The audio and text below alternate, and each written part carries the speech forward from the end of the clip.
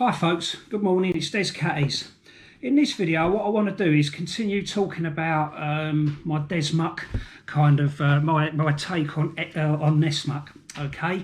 And as I say, for the last few trips that I've been out, I've been using the Fjallraven Stubben, 35 litres, okay, and I've packed all my kit into this carrying system.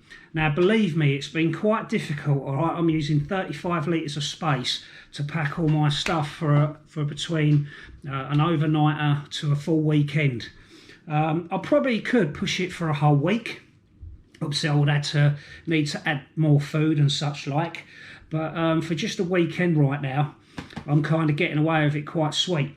Now, in a video in my Desmuck list, I actually talked about one of them where I'd actually I did a kit loadout and showed you of all the kit that I've got that I pack into this sack. Now I've changed it ever so slightly, and that's only because I've progressed with obviously looking at other kit and equipment and all the rest of it. So what I want to do is kind of answer some of your questions, because I've had some people ask me about the inflatable mat that I purchased from Decathlon, about the Bivi bag and so on and so forth. So what I want to do is just kind of clarify a few things, and I'll show you a few additions that I've added to the sack just to make it, you know, sort of a bit more sort of for me really. Okay, now obviously if I just open the Stubben up, and what I've done is obviously if you're a regular viewer to my channel, you will have seen that I've been trying out the poncho by Helicon Text. Okay, and to be quite honest, I'm really liking it. I mean, as I say, I'm 6'3" tall.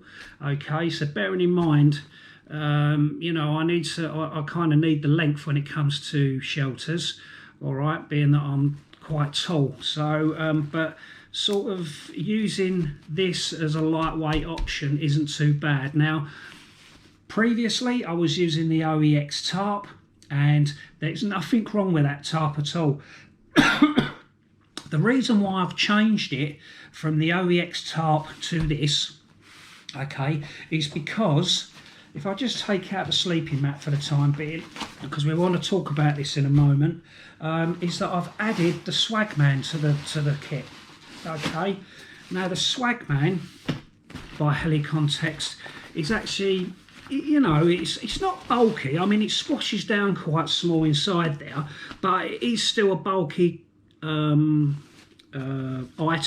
to go inside my rucksack. It's taken up slightly more room. So again, as I say, because I'm only governed by 35 litres of space, I'm having to be a little bit conservative about what I use. Now, it could be that that come the summer months, I mean, we're only still in February here. It's still quite cold during the evenings and in the mornings. Okay, fortunately we've had no snow, so that's a result.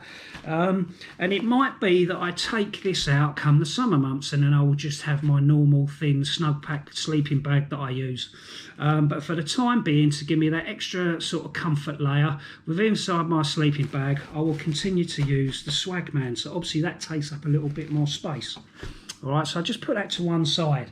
Now, if we go back to the mat, now some people have asked me what I think of the mat, you know, and all that sort of stuff, and to be quite honest, I like it. I mean, bear in mind is that I've gone from using roll mats from being in the military to a Thermarest 3/4 length mat that I used for absolute years. I had that for at least sort of 15 years odd.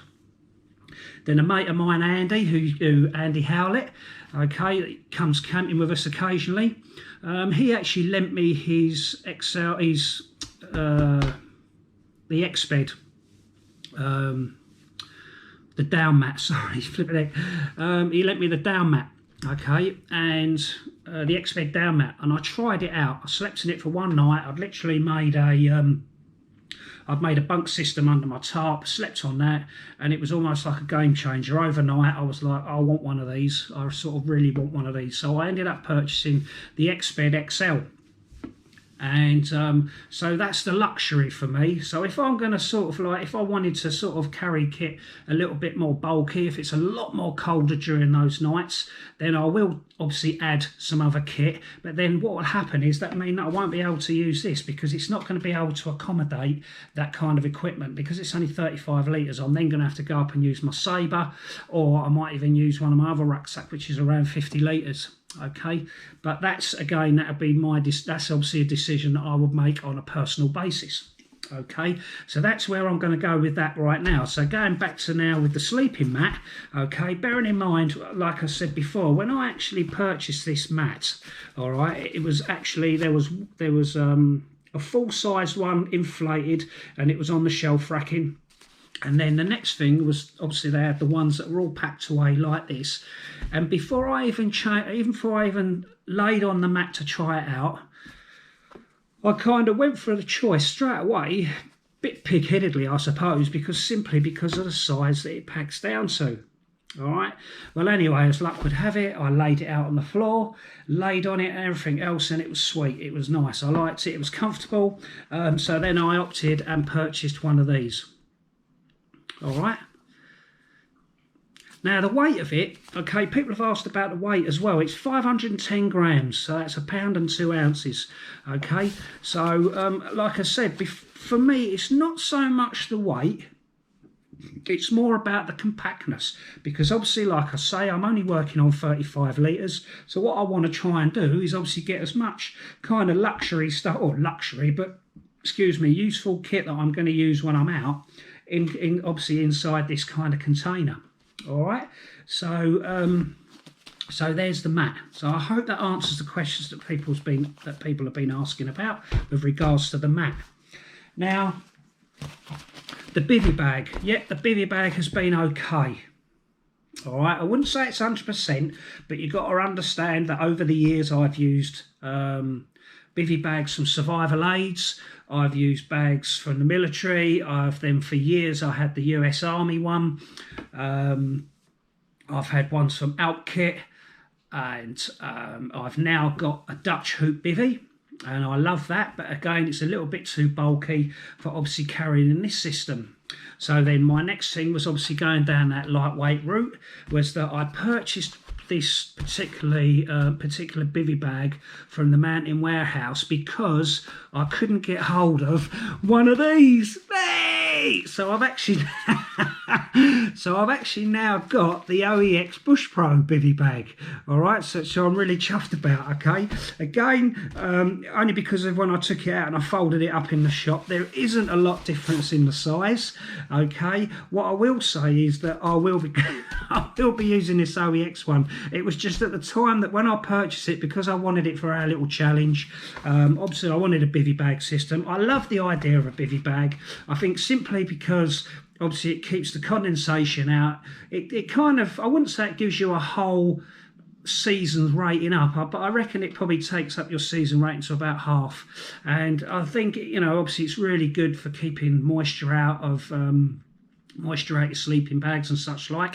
But then again, going back to the Mountain Warehouse one, I was surprised at some of the comments from people that gave me from Kent Survival and such like, who were saying that they'd actually had a lot of condensation inside the bivy bag, okay, from using this particular one. And Andy, for example, went over and bought himself a Hunker Outkit one instead. And then finally, what I've added to them is that I missed out on one of the early bits, was the heavy gauge bin liners. These are heavy gauge ones, not the thin ones that you put in your bins at home, and they're handy just for using as a emergency waterproof jacket. Stuff them with materials to use as a mat and such like. Okay, but they're obviously quite good as well. Don't take up no space. Okay, nice and flat. So literally what I do is just slide them into my rucksack, and obviously they're there if I need them. All right. So with that in mind, I mean, it didn't have an effect on me with condensation or anything like that. And I put that down, sometimes I think you can just put it down to the physicality and the build-up of each person on the planet. You know, some of us will sweat more at the feet and some of us won't. I don't give off a lot of heat, and my wife gives off a lot of heat, you know, so whatever. So anyway, I still like it. I just think it's just a little bit tight for sort of the movability around. I certainly can't get that mat in now. This mat won't fit inside it, which I do like to do. I do like to have my mat inside my bivvy bag. So as I say, when I went to go outdoors quite recently, a little bit of wee come out as I saw the OEX Bush Pro. So I obviously purchased one and take it out of the bag, and it resembles the Outkit Hunker to me, the Hunker XL by Outkit. It resembles that to me. I've had one of those as well. The only thing that puts me off with some of these civilian type bivvy bags is the fact that there's no zip in them. There's no diagonal zip, or there's not a zip that runs down the side of the bivvy bag. So getting in and out of it can be sometimes a little bit of a, not overly, but it can be a little bit of a fight getting in and out of it. So like I've said before, that might be something that I look to, whether I take it to a tailoress at some point and have them put in a longer zip, whether it runs diagonally or down the side, so I can just ease the simplicity of actually getting in and out of a bivvy bag. All right, so I'll purchase this one. What I'll do is I won't unravel it and everything else. I should be out the weekend, so what I'll do is I'll do a full review on this while I'm actually out in the woods. Okay, so I'll show you there rather than sort of unraveling it out on here on the table and so on and so forth. All right, so let's just tuck that away. So I've obviously got to go down the road now. I've now got the result now of obviously you know, having the OEX bivvy bag. The mat I've changed. I've just gone for a smaller mat. This is one of Dave Fryer's mats, and it literally is. It's just, I mean, they're great just for laying out on the floor, keeping stuff off the ground, for you to sit on, for you to kneel on, whatever. I've got the one that rolls up with a buckle on it, but obviously that's in my day sack now. That tends to come out on the day sack. Sort of little trips when I go out just for the day, which you will have seen in my previous videos. So I've now opted for just that one. And then generally that's about the only other thing I have actually added was the throwdown grill by TJM Metalworks. Now I've actually got a ground spike by him. I was actually given this one. Okay, I was actually given this by Trevor. I think because I plug his kit quite a lot, and as a gift of thanks for obviously promoting him, he sent me one of his throwdown grills, which I'm obviously really grateful for. Okay, now you might see me use the other grill as well with the fold out legs. That I like as well. But what I've done was during this last few days where we've had the winds and everything else, what I've done is I've sat down and I've made myself a little leather pouch, okay, simply to put the throwdown grill into there, and then obviously to keep the carbon and all the crap off your main kit. Then what I do, it doesn't take up any space at all because it obviously packs down nice and flat. Literally what I do is I just slide it down the back of my pack like so. Okay, and then that is it. The rest of the kit, the ditty bag, the food, the sleeping bag and everything else is all the same. Now somebody did ask about the ground sheet as well. Now the ground sheet, I think I purchased by Backpacking Light, and there it is, and it was actually it's actually Rab, which I didn't know. I didn't know it was a Rab ground sheet. They didn't advertise it through Rab. So you know, when it come, you know, obviously I was really chuffed. You know what I mean? So far that's been a great ground sheet. Again, it just adds to a little bit of gives you a little bit more protection from the ground. Okay, and then finally what I've got in the bottom is I'm lying. I haven't got them in there. I must have taken them out. Normally, what I've done now as well, I'll put a couple of garbage bags in now. You know, like rubbish bags, the real heavy, thick gauge ones. And I literally put them in there as well because they're quite handy to have in your kit as well. And that is really it. So other than that, I've not added anything else to it that's out of different, that's different to what I normally have. All right, so that's it, folks. I hope it answers your questions for those people that were sort of asking about some of the bits of kit that I was using and so on and so forth.